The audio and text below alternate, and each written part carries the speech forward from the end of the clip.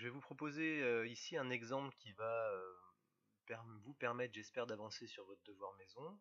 Donc, je vais vous montrer comment Python peut nous servir à résoudre un petit problème. Donc ici, on considère une fonction f définie par racine carrée de x moins 2, et elle est définie sur l'intervalle de 4. Donc la question qui va m'occuper ici, ça va être d'essayer de déterminer l'aire sous la courbe entre l'axe des abscisses et la courbe. Donc on voit cette zone-là, que j'essaie de colorier avec mon curseur. Voilà, j'aimerais avoir une idée, une valeur approchée de l'aire occupée par cette surface-là. Donc on remarque déjà que la figure n'est pas une figure de référence, c'est pas un rectangle ou un triangle dont on connaît la formule, donc il va falloir qu'on élabore une stratégie. Alors une des stratégies connues, ça va être de construire des rectangles qui vont s'appuyer sur la courbe et, donc on aura une figure géométrique constituée de plusieurs rectangles dont on sait calculer l'aire et qui va nous donner une valeur approchée de la courbe. Donc pour l'instant, je vais découper mon intervalle 2, 4 en 4 sous-segments, donc de 2 à 2,5, 2,5 à 3, 3 à 3,5, et je vais construire des rectangles sur ces petits intervalles-là. Ça donne ceci. Donc on voit que le premier rectangle, il s'appuie sur la fonction, il est plat. Ensuite, le deuxième rectangle, sa hauteur est déterminée par l'image de 2,5 par la fonction f. On a un rectangle ici. Le deuxième, c'est l'image de 3 par la fonction f, et le troisième, c'est l'image de 3,5 par la fonction f. Donc on a la hauteur, ils ont tous la même largeur, hein, ça va être ici 0,5, puisque c'est l'intervalle de 4 qui a été découpé en 4. On voit évidemment que l'aire bleue n'est pas très précise, et c'est une très grossière approximation de l'aire qui nous intéresse, mais par contre, si j'augmente le nombre de rectangles, on s'aperçoit que la somme des petits rectangles épouse tout doucement la forme qui nous intéresse. Donc je vais commencer à raisonner sur l'intervalle, sur une décomposition avec 4 rectangles, et puis après, sur Python, et puis après on va augmenter le nombre de rectangles pour pouvoir avoir une approximation de l'aire. Donc pour commencer avec Python, je vais construire une liste des valeurs qui vont nous servir à construire, à déterminer la hauteur des rectangles. Donc je vais avoir besoin donc de 2, de 2,5, 3, 3,5. Donc avec Python, on peut rédiger de la façon suivante. Donc là 2, 2,5, 3, 3,5. Voilà, j'ai les valeurs dont je vais avoir besoin pour déterminer les hauteurs. Donc là je vais afficher ici ma liste. Vous voyez, ça a bien créé.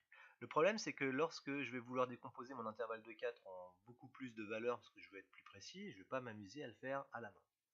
Donc on va utiliser une bibliothèque qui s'appelle NumPy, qui permet de générer des listes assez facilement.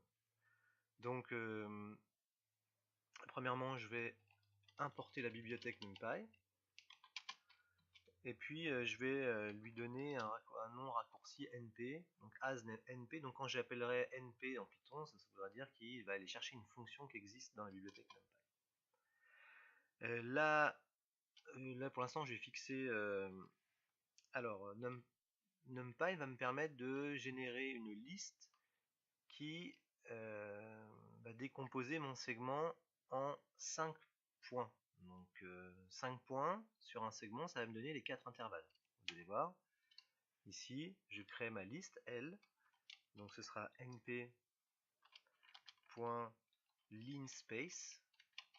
voilà, avec les paramètres suivants. Donc ça commence à 2, ça va jusqu'à 4, et puis je voudrais 5 points, 5 valeurs à l'intérieur. Je vais afficher, je vais vous afficher la liste ici. Voilà, observons ce qui se passe. On va s'apercevoir qu'on a quasiment la liste que j'avais tout à l'heure. Alors c'est pas vraiment une liste, c'est un tableau ici NumPy, mais ça fonctionnera de la même façon pour nous. Il y a juste que la valeur 4, en fait, je ne vais pas en avoir besoin, parce que je vous rappelle que dans le rectangle, la hauteur du rectangle est déterminée par l'image de 3,5 et pas de 4. Donc ce que je vais faire tout de suite, c'est supprimer cette valeur. Je vais essayer de retourner sur ma console Python, voilà. Et donc je vais dire que la liste sera np.delete, donc L, et c'est la quatrième valeur ici qui va partir. Ok. Donc on voit qu'on a supprimé la dernière valeur du tableau. L'étape suivante va donc être de construire la fonction qui est tout x associé racine carrée de x moins 2, puisque je vais devoir calculer l'image de 2, l'image de 2,5, 3 et 3,5. Donc, dans votre cours, vous avez la syntaxe pour construire une fonction, hein. Le mot-clé c'est def, moi je vais l'appeler f, et comme paramètre, je vais lui donner la valeur x.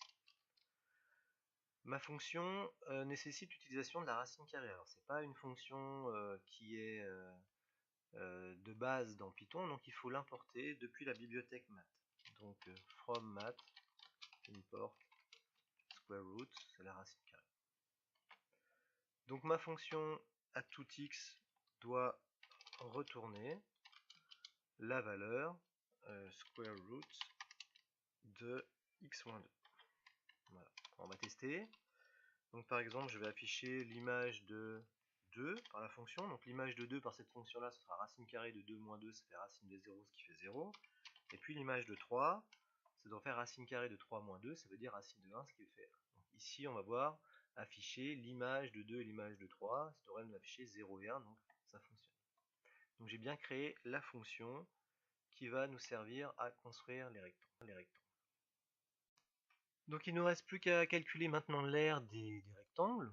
Donc pour calculer l'aire d'un rectangle, il faut connaître sa largeur et sa hauteur. Donc sa hauteur, on sait que c'est l'image de chacun des points, des valeurs de la liste L, hein, 2, 2,5, 3 par la fonction f. Donc à chaque fois, ça nous donnera la longueur de notre rectangle.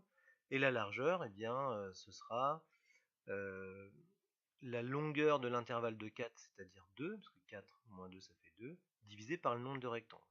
Donc ici, 2 divisé par 4, ça fait 0,5, c'est pour ça qu'ils ont tous une largeur de 0,5. Donc je vais stocker tout ça dans une variable qui s'appelle R, qui pour l'instant est nulle. Voilà. Ensuite, donc je vais calculer chacun des rectangles. Donc pour toutes les valeurs de x qui sont contenues dans la liste L, eh bien l'aire ce sera donc à chaque tour de boucle, il va prendre une nouvelle valeur, et donc il va falloir ajouter l'aire du nouveau rectangle à l'aire qui existe déjà. Donc ce sera l'aire plus f de x, donc la longueur de notre rectangle, fois la largeur. Alors la largeur, ce sera 2, ça c'est la largeur de l'intervalle, divisé par le nombre de rectangles.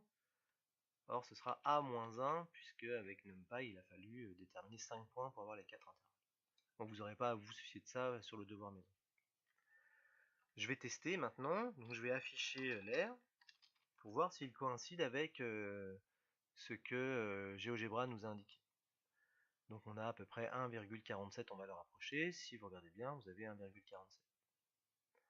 Qu'est-ce qui se passe si je modifie pour 10 rectangles? Donc ça devrait nous donner aux alentours de 1,73. Donc pour avoir 10 rectangles, il me faut 11 points. Et donc il faut que je supprime la dernière valeur de ma liste qui est à l'index 10. Vous n'aurez pas non plus à vous préoccuper de ça normalement sur votre devoir maison. Voilà, je vais tester. Et voilà, on a environ 1,73.